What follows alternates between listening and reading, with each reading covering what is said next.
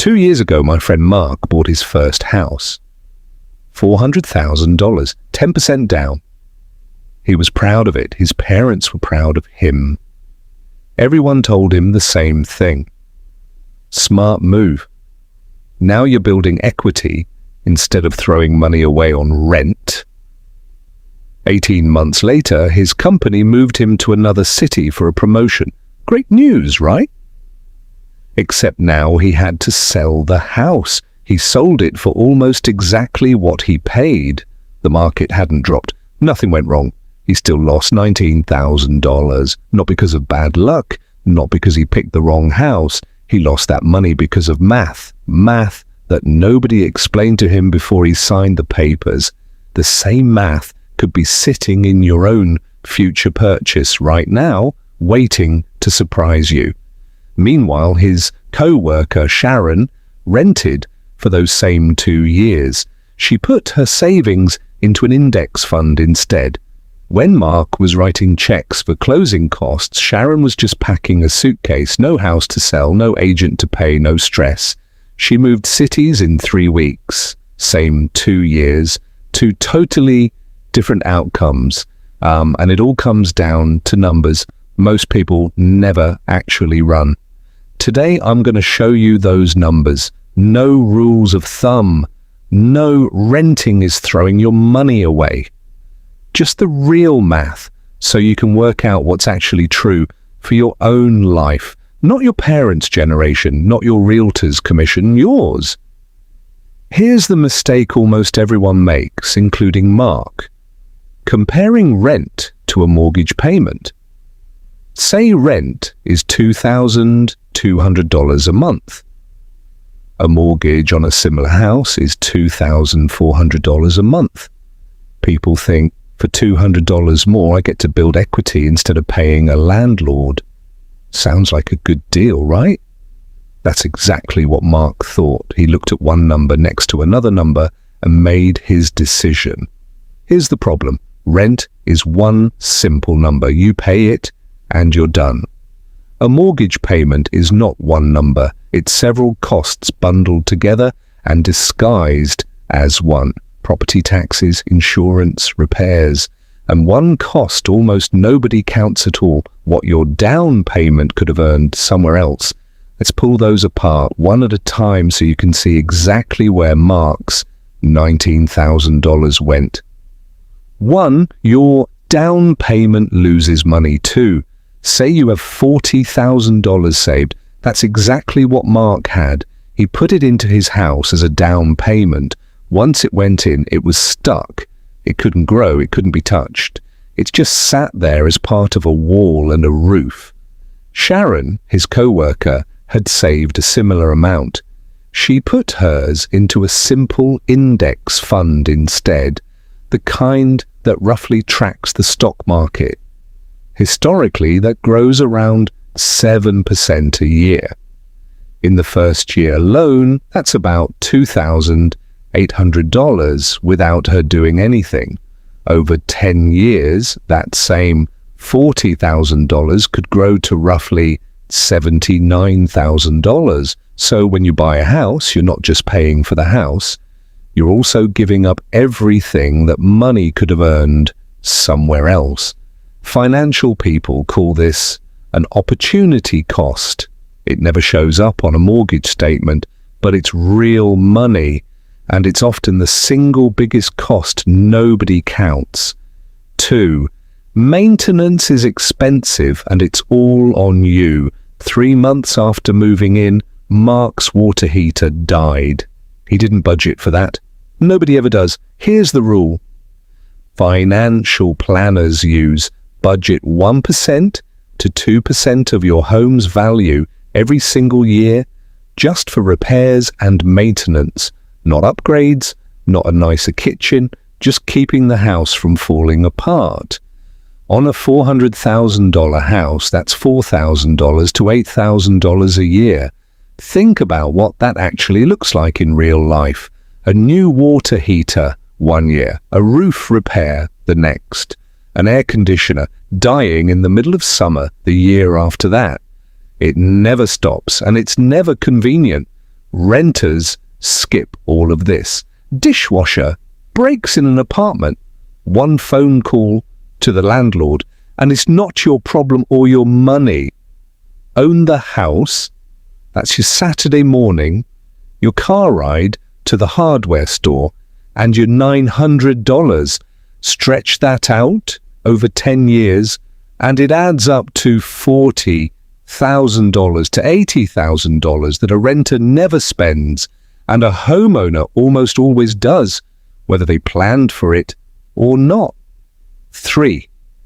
Interest rates change everything. Mark's parents bought their house back in 2020. They locked in a mortgage rate around 3%. When Mark bought his place, rates were closer to 7%. Same kind of house, same kind of loan, completely different deal. Here's what that difference actually looks like on the exact same $360,000 loan. At 3%, about $1,517 a month.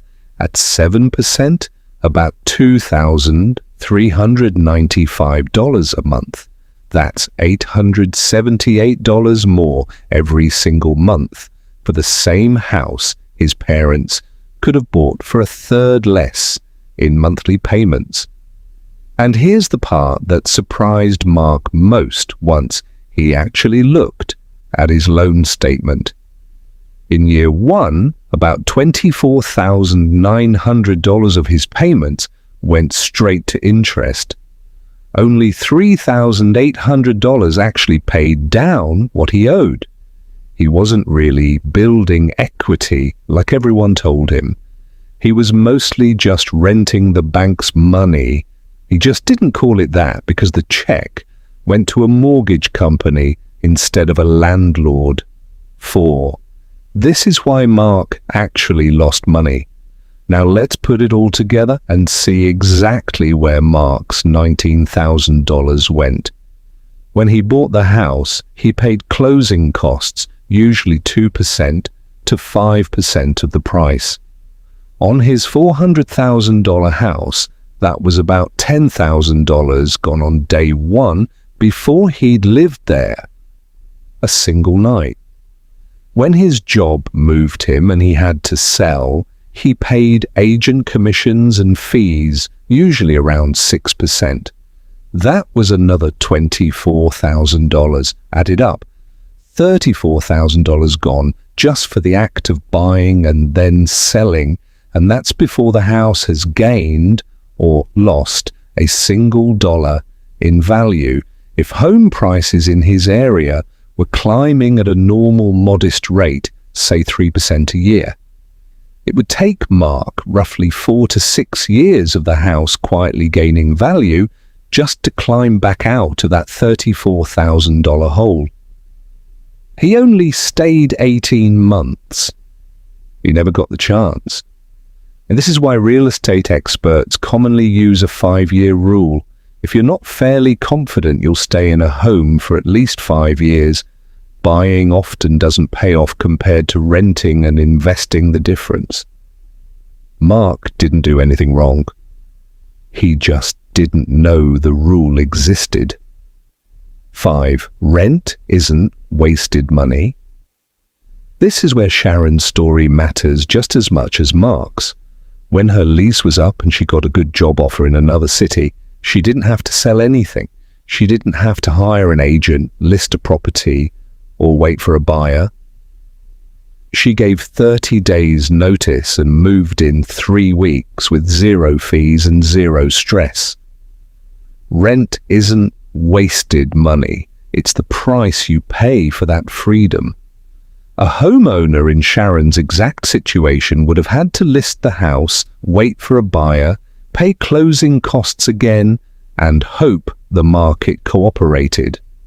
In a slow market, they could end up stuck paying 2 housing bills at once, rent in the new city, and a mortgage on a house nobody's buying yet. If your job isn't settled, your relationship isn't settled, or you're just not sure where you want to be in 3 years, That freedom has real financial value, even though it never shows up as a line item on any spreadsheet. How to decide for yourself. Ask 2 questions. How long will I actually stay? Less than 5 years renting almost always wins. Will I actually invest the money I save by renting, or will it just disappear into takeout and vacations? This whole comparison only works if you actually invest the difference. What to do? Open your Notes app and write down 4 numbers: your rent, or realistic rent nearby, the mortgage payment for a house you're actually considering, at today's rate, property taxes plus insurance, for that house, 1.5% of the home price, divided by 12, monthly maintenance.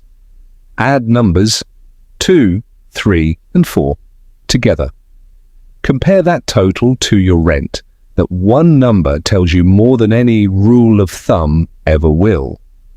A year later, Mark told me something that stuck with me. He said he doesn't regret buying a house someday. He regrets buying that specific house at that specific time without ever doing the math. Sharon, meanwhile, is still renting, still investing the difference, and still has the freedom to move whenever she wants. Neither choice is right for everyone, but only one of them ran the numbers first. If this helped, subscribe and share your thoughts in the comment. Let's read your thoughts on this because it matters a lot, and I will see you in next video.